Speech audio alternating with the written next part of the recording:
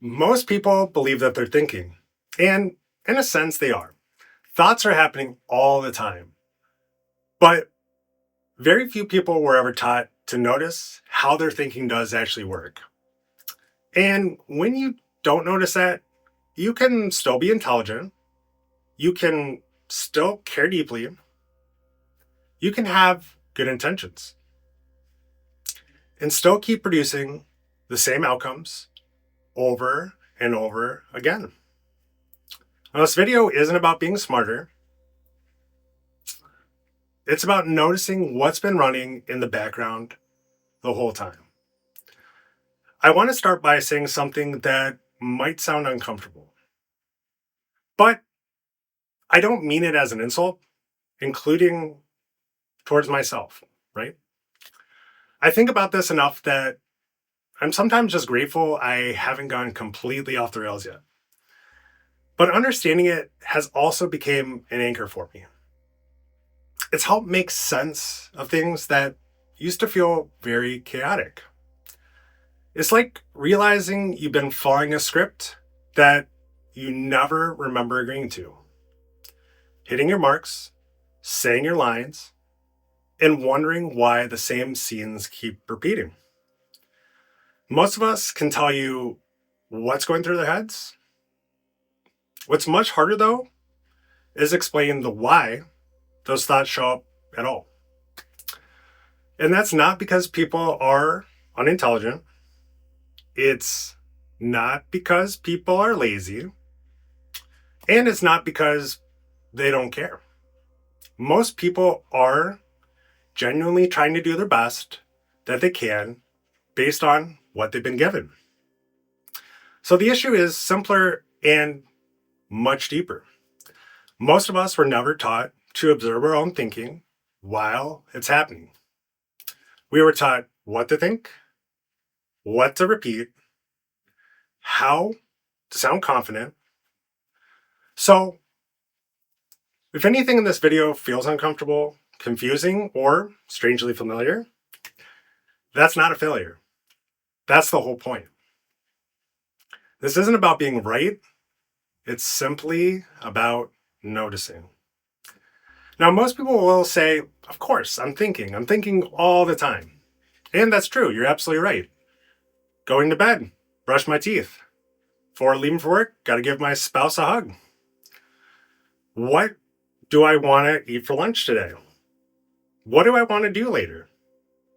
But there's an important difference between having thoughts, reacting emotionally, repeating inherited language, and examining the mechanisms that produce those thoughts. Now, here's a useful metaphor to tie this together. Imagine your favorite movie. The character is completely inside the scene, feeling everything, reacting to everything, without awareness of the audience watching from the outside. And just as importantly, that character doesn't know that their lines were written for them.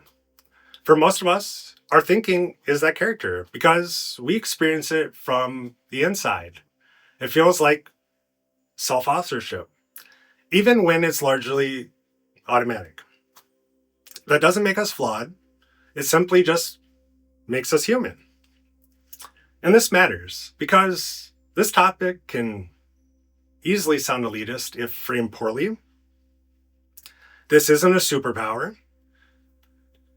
And for many people, it's destabilizing at first. But that destabilization isn't about being better than anyone else. It's about beginning to take ownership of your thoughts instead of being carried by them. This has nothing to do with IQ. I've met some very intelligent people who have never examined their own thinking. And honestly, though, why would they? If the way that you think produces the outcomes that you want, there's no obvious reason to question it. I've also met some people with very little formal education who are very deeply reflective, often because life forced them to notice that certain outcomes keep repeating and it didn't make sense anymore. Something's got to change. So if intelligence isn't the factor, what is? Design.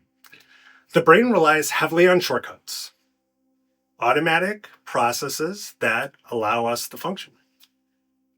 If you had to constantly think about every breath, every step, every reaction, you wouldn't be thoughtful at all. You'd actually be very overwhelmed. So most thinking does stay automatic by design. Again, we're human. Intelligence helps you process information.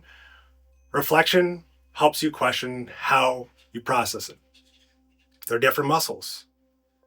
And if one was never exercised, it doesn't mean something is wrong with you. It usually means the environment never asked for it. So why would you use it? So why isn't this taught though? On the surface, it does seem obvious. It should be. More awareness should lead to better decisions, less harm, and more cohesion. But I don't think the answer is actually conspiracy. I think it's simply incentives. Most systems, schools, companies, institutions, are built around a few priorities: predictability, efficiency, compliance, and speed. None of these are actually bad on their own, but deep self examination doesn't fit neatly into any of those categories. It actually slows them down. It introduces ambiguity into the process. It creates friction. A system that is optimized for output will always struggle with introspection. If something appears to be working, roles are filled, metrics are hit, there's very little incentive to question the underlying process creating the results. Comfort becomes evidence. Familiarity becomes justification. So people get very good at following instructions, hitting metrics, and sounding confident without ever being taught how to examine the assumptions underneath them. Now, when someone begins to observe their own thinking, a few predictable things actually do happen. The first, confusion. Things that once felt solid start to feel less certain. You may think, wait, I've been doing this for how long? The second is friction. You start to ask questions that feel responsible to you, but uncomfortable to others. Why do we do it that way? What outcomes are we actually optimizing for? And sometimes that turns inward. Am I the problem? And then the third is alienation. Not because anyone changed dramatically, but because you're now noticing the shortcuts that used to run quietly in the background for everyone. This is where many people do end up turning back because of the pressures, not because they're weak, but because the clarity often arrives before the support does. Questioning your thinking often makes life harder before it becomes clear. That doesn't mean something went wrong. It means something changed. There also is a cost to never examining how we think. It's not immediate and it's not obvious, but patterns form. Disagreement ends up feeling like an attack. Questions feel like threats. Confidence gets mistaken for truth.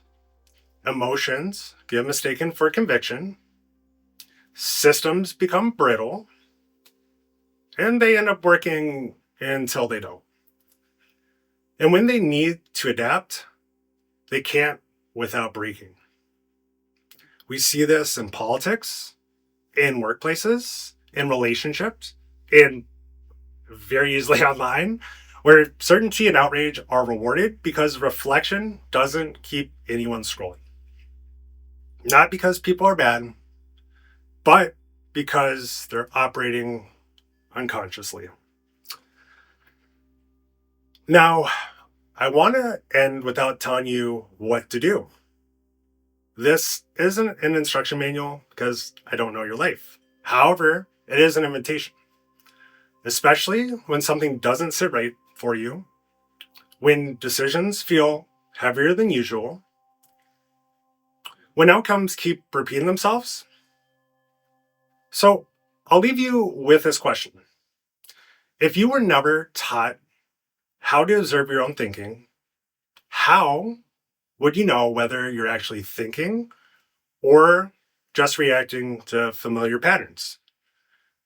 You don't obviously have to answer it now. You can answer it in the comments if you want. But just notice what happens when you hold that question.